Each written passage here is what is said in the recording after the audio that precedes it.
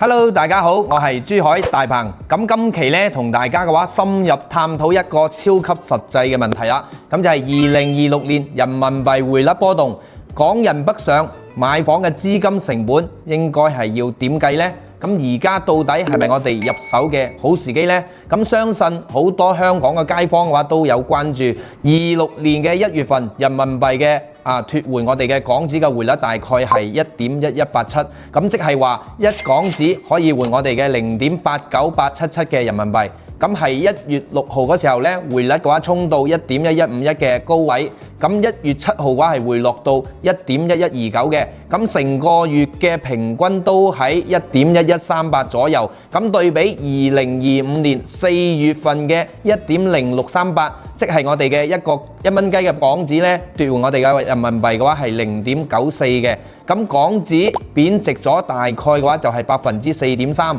咁而家香港嘅街坊買內地嘅樓成本到底係增加咗幾多呢？咁而家呢一個價位入手嘅話，到底值唔值得？咁喺呢一度嘅話，大鵬同大家慢慢咁去分析下。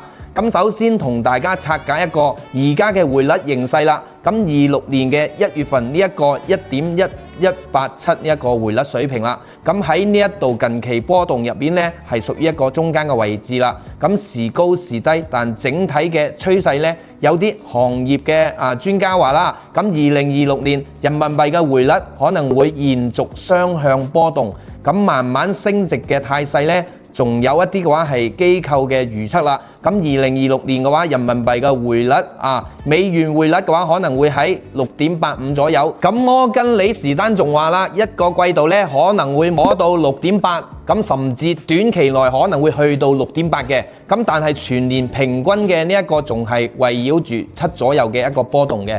係啦，呢一個數據對我哋嘅港人買房究竟係有啲咩嘅影響呢？咁人民幣升值，香港嘅街坊換人民幣買樓嘅成本就會增加。咁不過長期去睇呢一啲波動雙向嘅，咁唔會話一直升啦，又或者係一直跌嘅。咁第二點講一下呢一個匯率對我哋香港人北上買房有啲咩嘅影響呢？咁計下呢一個資金嘅成本啦。咁用我哋嘅珠海西區一個樓盤去計算啦，100萬人民幣。舉個例子，2025年4月嘅匯率嘅話係0.94嘅時候，買呢一套房需要大約嘅港紙咧就係106萬。咁但係咧到咗26年嘅1月份嘅匯率係0.89啦，咁大概需要嘅港紙就係112萬嘅。咁差價足足嘅話係多咗6萬蚊嘅港紙，咁相當於樓價嘅4.3%噶啦。咁所以話呢，咁人民幣嘅升值確實係令香港人買樓係貴咗少少嘅。大家千祈呢就唔好只睇呢一個短期嘅匯率波動啦。咁如果係自住嘅需求呢，咁或者係揀啱咗呢一個城市嘅配套完善嘅項目，咁長期價值嘅話先至係最關緊要嘅。係啦，咁與其等呢個港紙去升值翻上去，咁不如話趁而家國家嘅政策窗口期同埋呢啲價格相對比較低位嘅時候，揀好呢一個樓盤之餘，用我哋一啲換嗰個回換嘅話，或者係用一啲套期保值嘅工具去對沖呢一個匯率嘅風險。係啦，咁而家嘅匯率咧上落大，咁分期供樓嘅話，亦都係一個好嘅選擇嚟嘅。咁好處可能嘅話係可以鎖定一部分嘅供款額咁唔使話每一次嘅匯率嘅話都受到呢個波動嘅影響，但係一定要留意翻呢一個銀行嘅手續啦，同埋我哋嘅一啲嘅話利息嘅開支嘅，咁計清楚呢一條數先去確定。係啦，咁簡單咁講呢，就係匯率個波動大啦，咁分期呢係可以幫我哋嘅話分擔一下風險嘅，但係成本嘅話就要自己去核實下。核對一下啦。咁第二個呢，就係一個嘅話按揭貸款成本係咪抵咗呢？咁而家嘅話內地呢一個 LPR 嘅話穩中有降，咁首套嘅利率嘅話大概嘅話就係3%啦。咁呢一個嘅話真係歷史性低水位嘅。咁回顧過去嘅10年前嗰個貸款嗰個利率啦。咁而家嘅呢一啲購房嘅成本嘅話已經係大幅咁降低咗嘅。咁呢一個唔單止係一個數字啦，更係國家鼓勵剛需支持安居嘅實實在在嘅一啲紅利嚟嘅。咁對於嘅話有自住需要嘅朋友呢，可能話係多年嚟上車壓力係最細嘅時刻啦。咁 LPR 嗰個利率咧穩中有降，咁背後咧其實都係我哋嘅一啲穩住一個房價啦，同埋穩住一啲地價，同埋嘅話預期嘅政策決心係啦，咁同埋推動一個房地產向新發展嘅模式，同埋一啲平穩過渡嘅長遠佈局。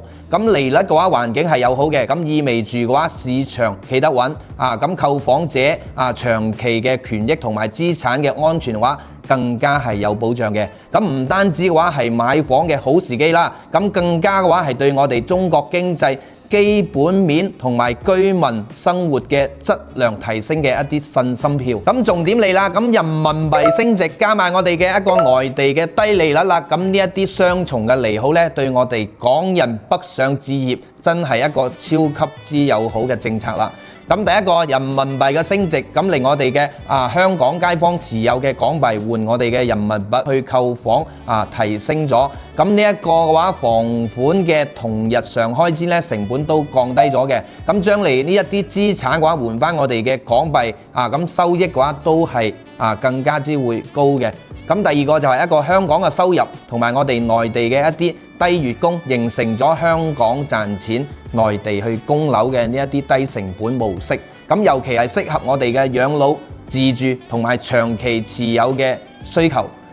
不過嘅話係要提醒下大家嘅呢一個雙重嘅利好呢，確定性嘅話係減負嘅。咁但係嘅話喺零風險、套利同埋自住同長期配置可以把握呢一個窗口期。係啦，咁短期嘅投資呢，就要警惕一個波動同埋政策嘅風險啦。咁建議就係鎖定呢一個匯率，同埋揀翻啲低利率城市，控制好呢一個槓桿。係啦，咁首期嘅話最好就係低於呢一個30%以下嘅，減少呢一啲不確定性。好啦，咁第三點就係一個跨境資金嘅流動政策嘅方面啦。咁而家北上買房呢，資金跨境流動性嘅話係比以前方便咗好多嘅。咁政策都係為咗一個香港街坊呢量身去打造嘅。咁第一個點呢，就係先結後補。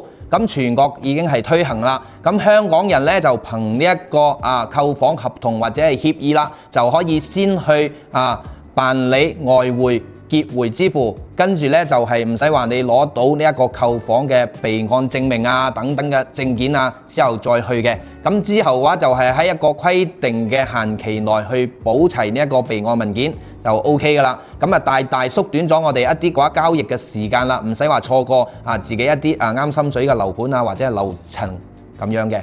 係啦，咁呢一個舊嘅流程咧就係一個購房嘅資格審核，跟住咧就簽咗呢一個合同，跟住話辦呢一個備案價，跟住先結匯付款，週期嘅話係太長啦。咁新嘅流程嘅話就係一個購房嘅資格審核啦，咁簽好呢個合同啦，可以先去結匯付款，再去辦呢一個備案手續。咁補齊咗呢個手續之後呢，就係真係縮短咗最關鍵嘅一啲環節同埋時間嘅。咁仲有第二個呢，就係一個跨境匯款嘅額度又充足咗又方便咗嘅。咁人民幣嘅話每日係有8萬蚊嘅額度啦，咁可以係通過香港嘅銀行匯去內地嘅同名帳戶，咁用於一啲購房嘅相關支出啦。咁個人嘅話每年係有5萬蚊美元嘅一個購匯嘅，咁同埋結匯一啲嘅話便利化嘅話額度都會保留住，係啦。咁應用上大額嘅資金需求呢，而且嘅話係資金用途各方面嘅話，包括一啲定金首期款存款同埋一啲公共維修基金同埋稅費違約金等等嘅。咁基本上嘅話，購房涉及到嘅全本都會覆蓋到，係啦。咁第三點呢，就係一個跨境按揭還款無縫連接啦。咁可以嘅話，將境外嘅人民幣呢，或者係外幣係啦，匯去呢一個境外嘅貸款帳戶，即係我哋境內嘅香港帳戶係啦。咁還款按揭月供呢啲嘅話，提前還款都得嘅。咁銀行嘅話審核後直接可以劃入呢一個還款帳戶，咁唔使嘅話係繁瑣中間嘅一啲環節啦。咁仲有一啲嘅話係灣區嘅置業通服務同埋我哋嘅話係跨境按揭一站式辦理，手續嘅話係簡單咗好多嘅。咁第四個咧就係一個資本嘅項目限制放寬咗，咁縮減咗一啲嘅話係資本項目收入使用負面清單係取消咗，係啦。咁以前咧係唔可以用於購買呢一個非自用住宅嘅限制，係啦。咁而家香港街坊係可以好靈活咁調動呢一啲資金用於內地一個購房又或者係房產投資等等嘅。好啦，咁第四點咧就係香港人內地購房嘅政策要點啦。咁第一個咧就係購房嘅資格啦。咁大灣區嘅話零門檻，係非大灣區係會有差異嘅。咁粵港澳大灣區內地9個城市，廣州、深圳、珠海、佛山、惠州、東莞、中山、江門、肇慶呢幾個9個城市真係超低嘅。咁全面係豁免咗香港人買房嘅一啲社保過稅同埋工作證明嘅一啲限制條件嘅。咁唔使話再係提供內地嘅一啲收入證明啦，咁直接可以買一套自住嘅單位，咁享受到一個內地居民一樣嘅待遇嘅。咁仲有嘅話，廣州已經係開放咗港澳居民嘅話購買一啲大戶型，即係120方以上嘅單位。咁購買嘅套數限制呢，同埋一個商業用房係唔限購嘅。咁同呢個內地嘅居民嘅待遇呢，都係一樣噶啦。咁如果係非大灣區城市呢，即係比如係啲一線城市，就係北京上海等等嘅，咁港人嘅話家庭嘅話喺當地冇房而且嘅話喺境內嘅工作、學習或者居留先係可以買到一套嘅。咁2、3線城市呢，多數都係取消咗呢一個限購噶啦。咁香港人嘅話可以買到一套、兩套甚至多套，係啦。咁部分嘅城市呢，係需要提供一啲嘅話居住證明同埋一啲嘅話係限購城市非戶籍非香港戶籍嘅，咁仲要滿足當地嘅一啲社保同埋過稅嘅要求嘅，係啦。咁比如嘅話係上海呢，就係要3年，咁北京嘅話呢啲5環內嘅呢，就係要2年嘅。咁第二個就係一個貸款嘅政策啦。咁跨境嘅話係便利咗嘅，咁首付嘅比例下調啦，咁就係跨境按揭有好多創新咗啦。咁灣區嘅置業通服務啦，咁係匯豐廣發等好多銀行呢，都係提供咗一個港幣直接嘅話還貸服務嘅，咁唔使話頻繁咁係去一個換匯同埋降低呢一個換匯嘅風險嘅。咁廣東話係實行嘅話，先推出咗一個結算嘅便利指引嘅，咁先結後補啦，咁同埋一個資金可以直接匯入呢一個監管帳戶開發商嘅監管帳戶，咁匯入嘅話呢一個償還按揭貸款嘅人民幣資金嘅話係唔納入最高限額嘅管理，係啦。咁仲有香港銀行直貸，咁符合條件嘅香港街坊嘅話可以喺香港銀行嘅話申請內地呢個房貸還款係更加之方便嘅。咁呢一個首期嘅比例方面呢，咁係26年嘅1月份嘅話最新政策啦。咁首套住宅嘅話，大灣區普遍係執行15%到30%嘅呢一個首付，係啦。咁同內地嘅居民呢係一致嘅。咁商業嘅用房呢，商鋪公寓寫字樓呢一啲嘅話，就係央行已經新規從50%嘅首期降到30%啦。咁1月15號起嘅話係已經執行咗噶啦。咁利率優惠都係好吸引嘅。咁香港嘅街坊嘅話喺大灣區購房可以享受到同內地居民一樣嘅貸款利率。首期如果係首套嘅話5年期以上呢，都係大概30%。第三個就係一個稅費嘅政策啦，咁多重嘅減免啦，係慳翻咗唔少錢嘅。咁呢一個契稅嘅優惠呢，係好吸力嘅。咁香港人嘅話，首套嘅住房140方以下呢，都係收1個點嘅啫。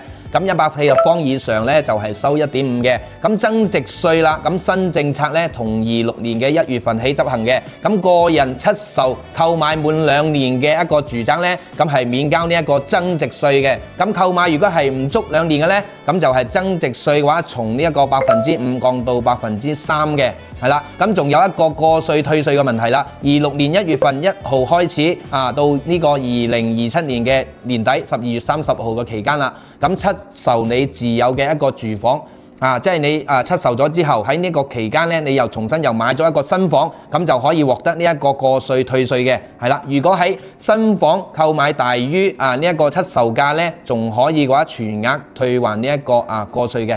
係啦。咁第四個咧就係需要啲一啲咩嘅材料啊，同埋咩嘅流程啦。咁一定要係清晰嘅。咁基本上咧證件嘅需求咧就係我哋嘅一啲回鄉證啊、身份證啦。咁如果係已婚咧，就係需要提供雙方夫妻嘅一個身份證、回鄉證，係啦。咁如果係房產證上邊要落一個未成年子女嘅名下咧，就要提供佢個一個出生紙，即係我哋嘅講話出世紙同埋身份證。咁第五個咧就係資金嘅回劃啦，咁解決咗一啲跨境嘅難題啦。咁2024年起嘅話，取消咗呢個購房回款每日嘅限額嘅，咁可以嘅話係整筆回到呢一個內地嘅監管帳戶啦。咁國家外匯監管局嘅話係2025年9月份咧係擴大咗呢一個便利化範圍嘅。咁香港人購房相關嘅結匯係便捷咗嘅。咁仲有一啲嘅話公積金啦，咁喺內地就業嘅香港人士嘅話可以係正常提供呢個公積金